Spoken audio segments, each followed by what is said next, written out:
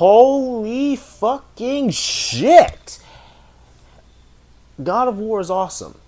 And let me tell you, for a person who really does enjoy story and well-crafted games like this, these guys have just hit it out of the park with what they've done.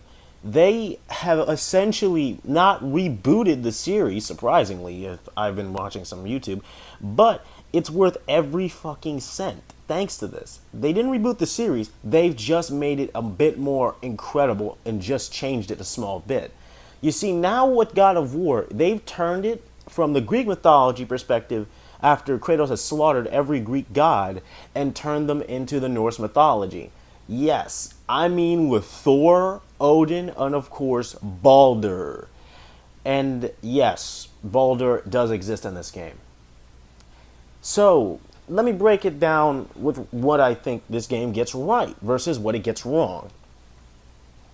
First off, what it does immediately off the bat, which is pretty much good, is they establish the character Kratos as, well, a person with something to lose.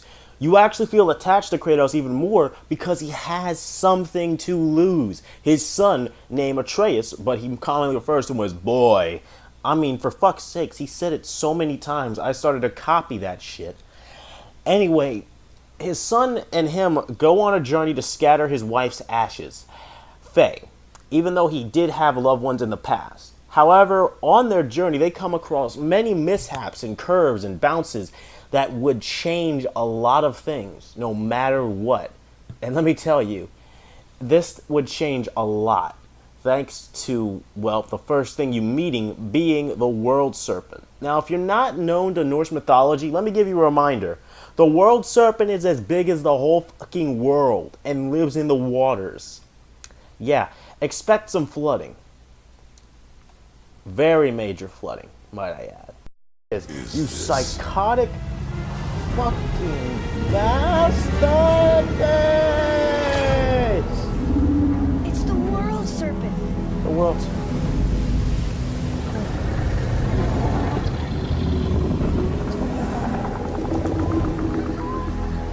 We're gonna die. Oh. Hold on. Hurry! I'm slipping! Stay calm. Almost there.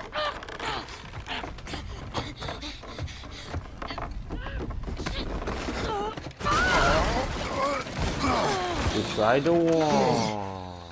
Yeah, that's another snag that happens. So, of course, with Atreus around, you would think this is going to be a long and drawing and drugged out escort mission. You'd be proven wrong. Just like how The Last of Us proved everyone wrong.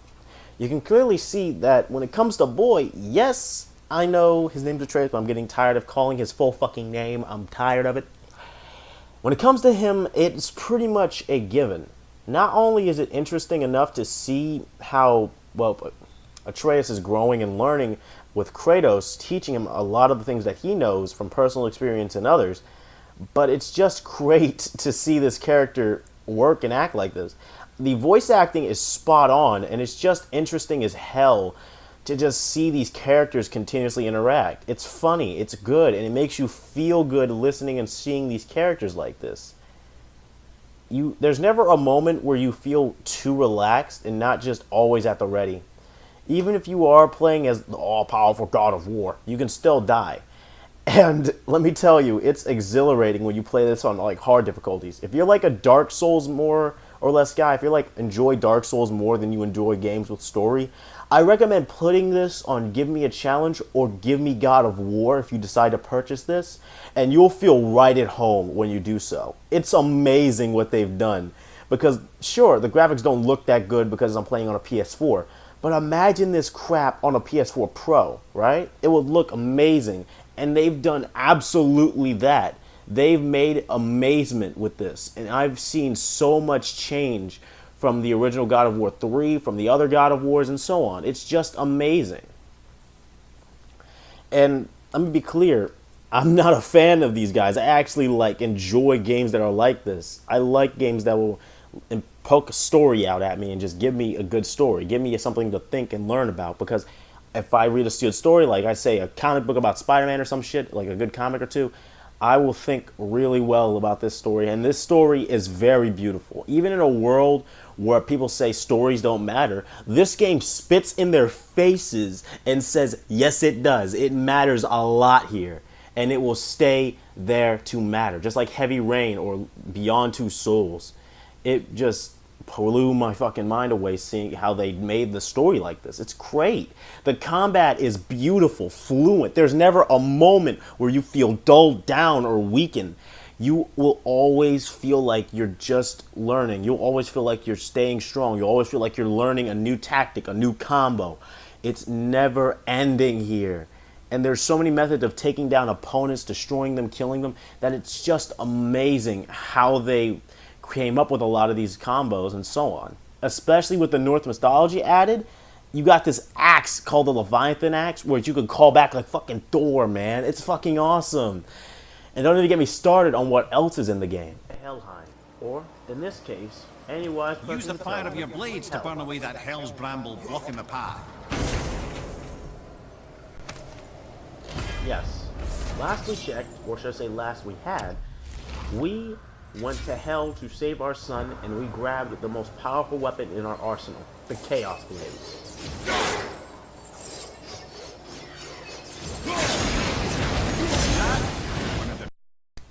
Yes, the Chaos Blades make an appearance, along with another hated God of War character, Athena.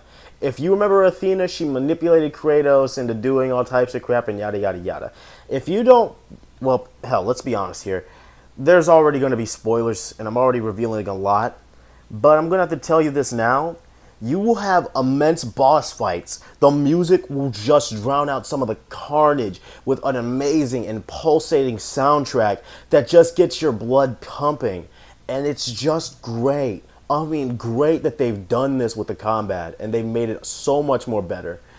And, well, hell, it just feels like you're playing the original God of War all over again. If you like really enjoy God of War, or you like the series as a whole, then you may as well download this whole game. You may as well get the dang thing. As a matter of fact, hell, buy the fucking franchise, man.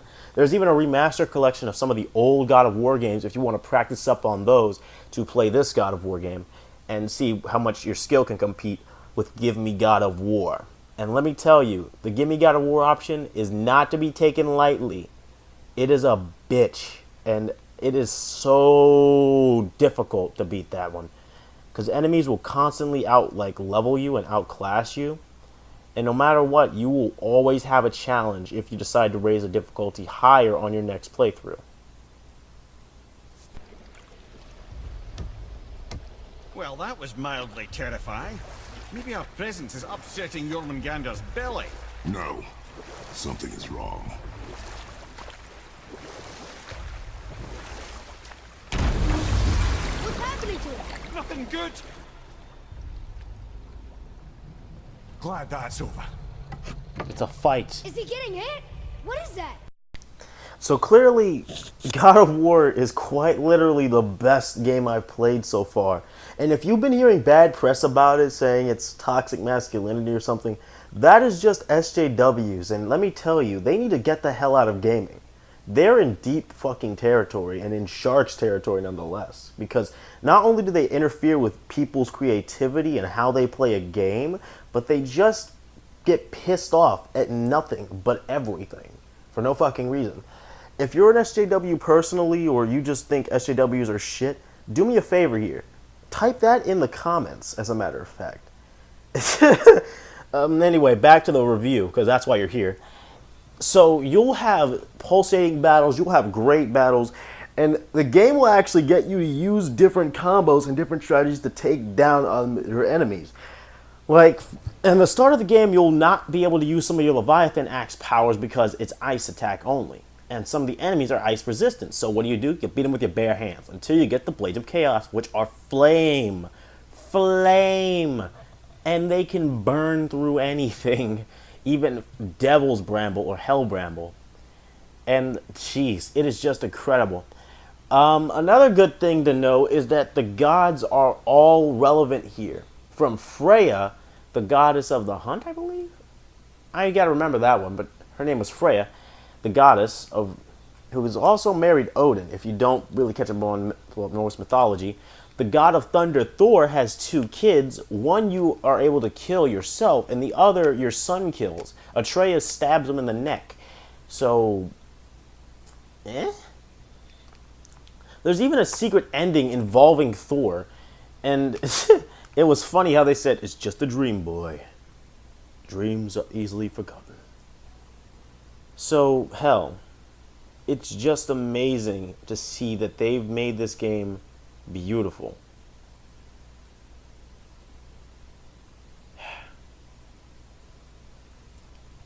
But the real meat of the game, the real good thing of the game that I love, is the characters here and how they develop them. This is good character development. This is how you do character development. Whoever thinks this is whoever does this shit and thinks this is a dumb way to introduce characters and not just introduce them off the bat with a fucking prologue, that's stupid. Never do that. This is a beautiful way to introduce characters, and this is just something incredible that they have been improving upon and doing so well with, if you're not that akin to Norse mythology yourself. And so much do I love the story. It makes you feel like you're having a father-son moment, and you never miss a beat. It's just that good. And Kratos will be saying boy, boy, boy more times than you can count. Hell, even Atreus makes a joke about it. I'm not even kidding. He really does. He has the stones for that shit. Boy, read this. Boy, what's that say? Only time you want to talk to me is when you need Do you want to tell me something? I like that one. That was pretty funny.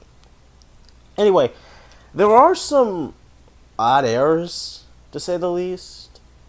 There are a few. They're just hardly noticeable in this very, very well-made open world, no, not open world, but very well-made game. It's hard to notice errors like those in this open game. First off, what makes it funny is sometimes Atreus will walk in front of you when you're trying to walk away, and it just makes it so much funnier. But hey, but the main thing I like about this game is the main plot is, and what the thing is the game's supposed to tell you or teach you, right? What it teaches you is that hope can come in many places if you work together, which is an odd thing to notice. Now that I think about it, very odd thing to notice, but still, it's very cool how they did this, and it's interesting to say the least that when you see this very cool and amazing team work together, father and son style, to honor their mother's dying wish, that is a very beautiful sight. And I gotta admit, it's amazing, to say the least, that they did this much work and effort that they put into this. The game looks amazing, the game plays amazing, and it feels amazing. You will rarely notice any problems with it, and they will not arise until really, really, really late game, which is when you could actually one-shot things. Depending on the difficulty, you can one-shot things. So if you're playing on Give Me a Story, and you can notice you've been one-shotting a lot of things, I recommend playing on Give Me a Challenge, Give Me God of War or something. Hell, give me some, just go in the normal section, which is, give me a balanced experience. Because this game is amazing, and the dwarf rivalry really puts the icing on the cake here, because you notice that these two brothers are trying their best to impress you, to impress Atreus, and most importantly, they are just the funniest team I've ever seen. You have a germaphobe who gets his hands dirty by forging equipment. What makes that more funnier, I wonder? And then you have let's just say a foul-mouthed dwarf who may sometimes get on your nerve, but I find him funny. Wait, you're kidding me. Yeah. Shh. I ain't supposed to be here. It's cold. Real quick, give me your blades. Why? Yeah, I said I'd help you, and I aim to. Come on. My equipment's in Midgard. Be right back. Yeah. You don't suppose he met those, do you? He can't. There. Now they're ready for the winds of hell. Just target this magical glowy bit here with your blades and throw. You're joking. Yep. Sounds just like me if I was a dwarf. Except I would do less crafting and more, you know, shooty. But anyway, aside from that, the game itself has a good atmosphere and a good vibe to it. These vibes change because you don't know what's going to happen next. You don't know what battle you're going to be running into next, but you always got to be prepared for something. Like always, you got to be having that Spartan feeling, you know what I mean? Anyway, the game itself is a fun thing to do. There's always something to do, there's always variety in it. And no matter what, it's basically like a normal RPG game. You got so many quests that it will keep you busy forever, especially with all the cool shit you can do in it. So, what do I give this game in a small and short amount of time with a rating? Let's just say I give it a motherfucking 9 out of 10. It is amazing, and it is so well done. And I hope they do make a sequel where we get to play as Atreus. See you next time.